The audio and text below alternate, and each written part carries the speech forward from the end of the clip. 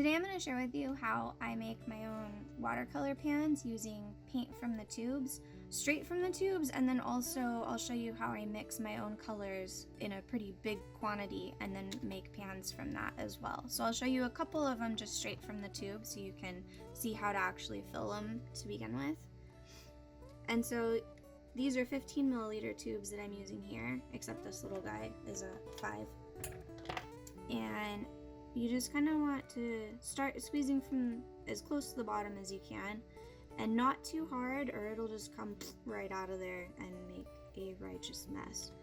And so you kind of want to fill all the little nooks and crannies, since the bottoms of the pan has corners and sharp angles. There we go. And I tend to only fill mine like halfway, maybe 3/4 of the way. Some people do that and then let them sit for a little bit and then put more on top so they're full. I don't like to because I end up making too much of a mess when I go to paint. So I keep them low. And so then I take like a toothpick like this, or I used to use a palette knife, but it ended up wasting more paint. But you just want something that you can kind of make sure you get the paint in all those little corners and smooth out the top. And then I take the extra and put it over here, and I'll use it and we'll make little notations of what colors are what. And so I'll do this one as well, and then I'll speed do the rest of them and show you how to make some custom colors. And I keep them separate, like I make the custom ones on this side, just because it's easier for my brain. You can do it however works for yours, because it's your palette. And there's that one. Yeah, see, that one came out a little more lumpy, and so I want to make sure I'm spreading that nice and flattish, as it makes it easier on me when I go to use the brush on it. It seems easier to mix pieces off. Mix paint off it. I don't know.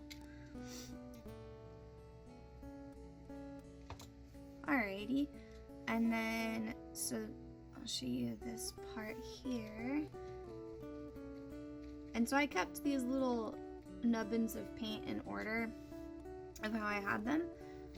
And so this is my burnt umber, just so I can remember what color each of these is. And then that's pretty much all you do for the paint markings.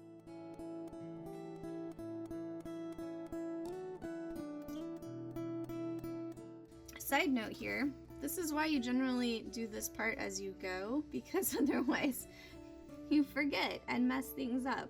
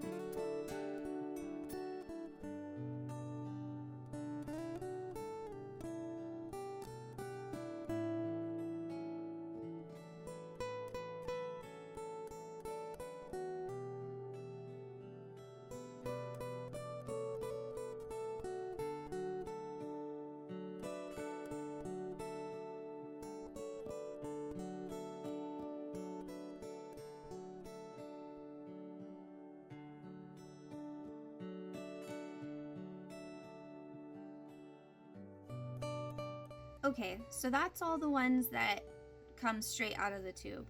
So now I'm going to try mixing some colors.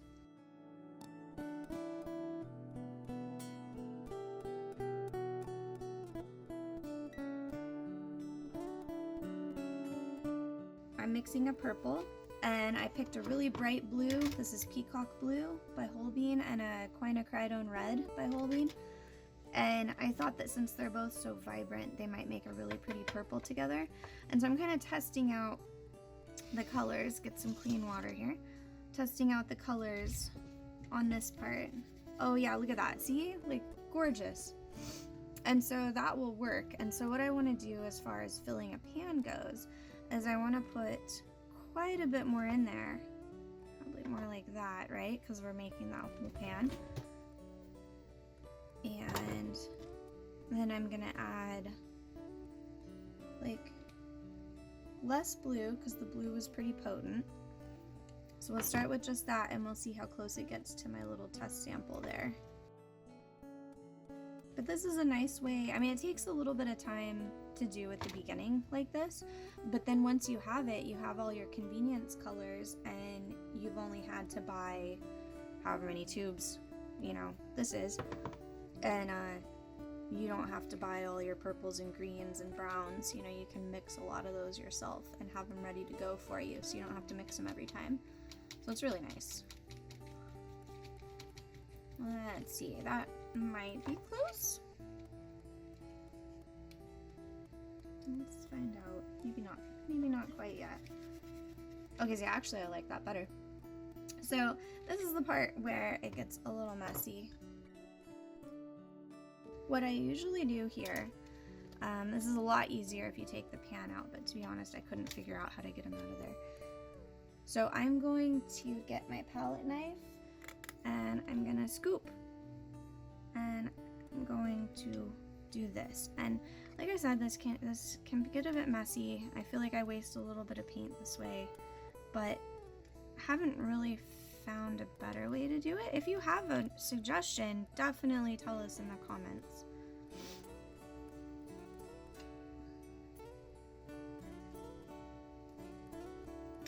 And so I try to just get all that, and see, I didn't really mix enough. Like, I'll probably leave it, but ideally there would be more than that. I should mix a little bit more in the next one that I do. Okay, so I'm gonna wipe off my sturdy brush and I'm going to actually use the brush. I try not to do this because then I end up rinsing a bunch of it out, but I think at this point might as well try to save it as much as I can this way. Okay, I'm always such a mess. Alright, and then I'm gonna go ahead and make my little purple, hooray that's purple mark. Maybe not quite that dark. And what I want to do here, this is something that I definitely learned through trial and error. I want to put not just purple, you know, or plum or whatever color it looks like, but I'm gonna put the mix that I used. So this is Peacock plus Quina Red. And that way, when I run out, I know the colors that I need. I may not have the exact proportion, but at least I'll know the base colors to start with, you know, and then I can try to match it. Okay, and then I rinse my palette knife off and go again. And so now we'll try another one, and I'll save the mixing things and use them later, covered preferably. Oh wait, sorry, I have to actually make this decent. I mean, you don't have to. I've done them before where I've left them in lumps like that, but it's harder, I feel like, when you go to try to paint with it. It's harder to get it to mix up. There we go. Okay. And so then, oh, I put it next to it. Oh, okay.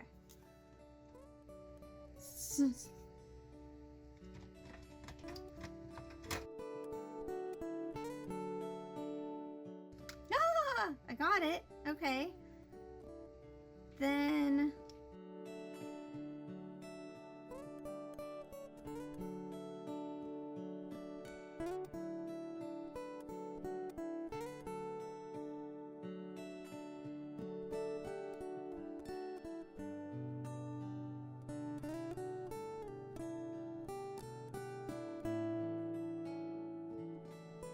wow, that's actually a really vibrant orange. That's really pretty. Wait, what did I use? Scarlet and this. No, this one. Okay.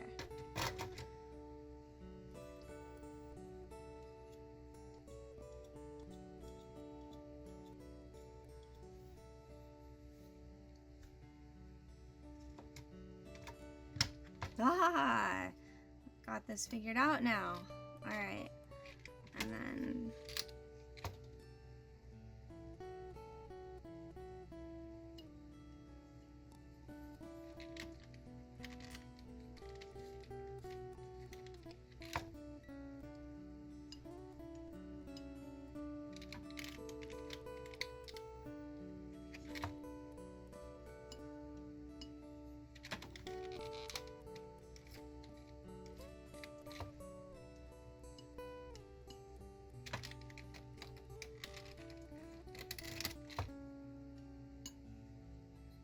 and that one we actually cleaned pretty well off of there, so I'm okay with that. And it's not quite mixed up all the way, but I think that's gonna be fine. I don't need it to be that completely exact. Alright, and so that goes there we go.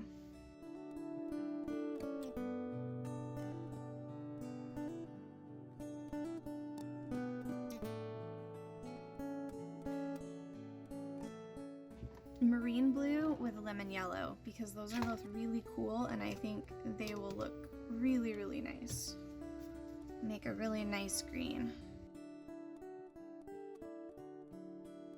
Leave it out so I don't forget what I did. And I remember this one is super strong, so I'm gonna start with just that. Wow, yeah, see how strong that blue is? Ooh. Dude, that looks like a really pretty color though. You know, and if you don't like the color that you get right away, just keep trying, you know, especially if you don't dump all of that in at one time. You can kind of experiment and add more yellow, add more blue, and go from there.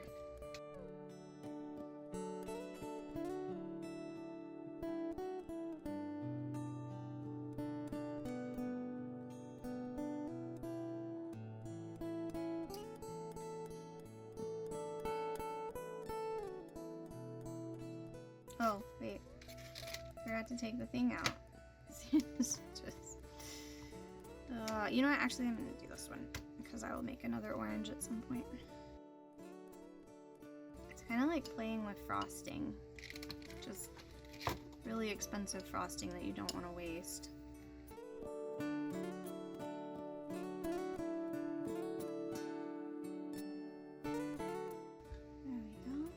And these do, I at least make more of a mess doing it when I pull the pans out, but if you are not as clumsy, then you'll probably have better luck at it. If you are, then yeah, be careful.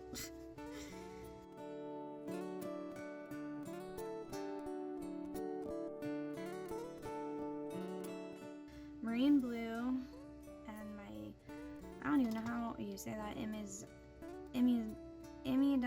whatever. I'll write it in the description. Green plus lemon. I'm calling it lemon. Okay. And then I want to try making like a sap green. So I need something a little more warm. So I'm going to try for this one. We're going to start with the quinacridone gold. And this is another one that's pretty strong. I'm not sure what blue to try with it. I think maybe let's try peacock blue. This is a combination I've not tried before at all, so we'll see how this works.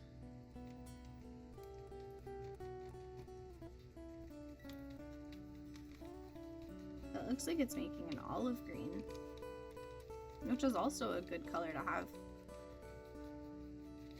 This palette that I'm putting together is going to be for portraits and like people, animals, houses, and so I want to be able to do, you know, greenery and stuff like that.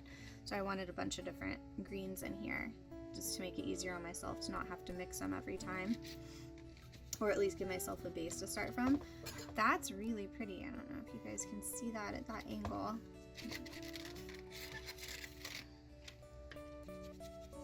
That's a really nice color. Okay, I can go with that.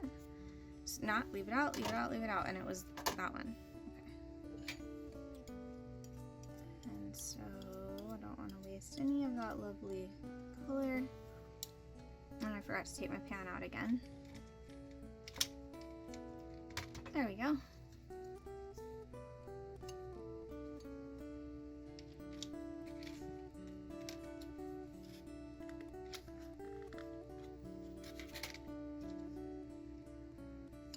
And so you kind of get the idea, right? I mean, it's basically trial and error when it comes to mixing your own colors anyway.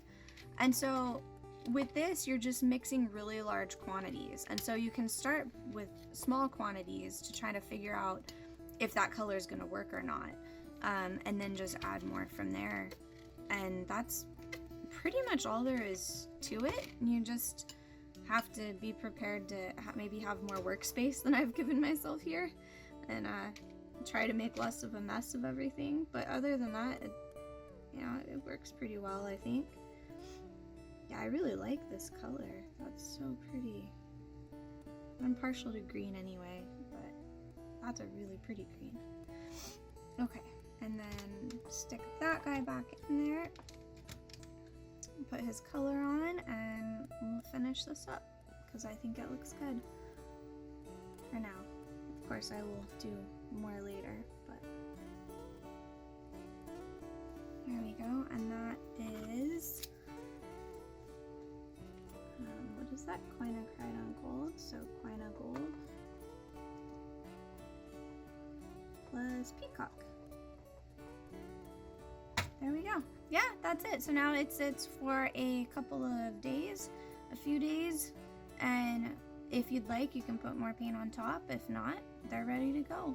I would recommend though that you cover them with like a sheet of paper or something, or you'll come back and they'll be covered in lint. You definitely don't want that. So yeah, like maybe don't seal them, but at least put a piece of paper over the top.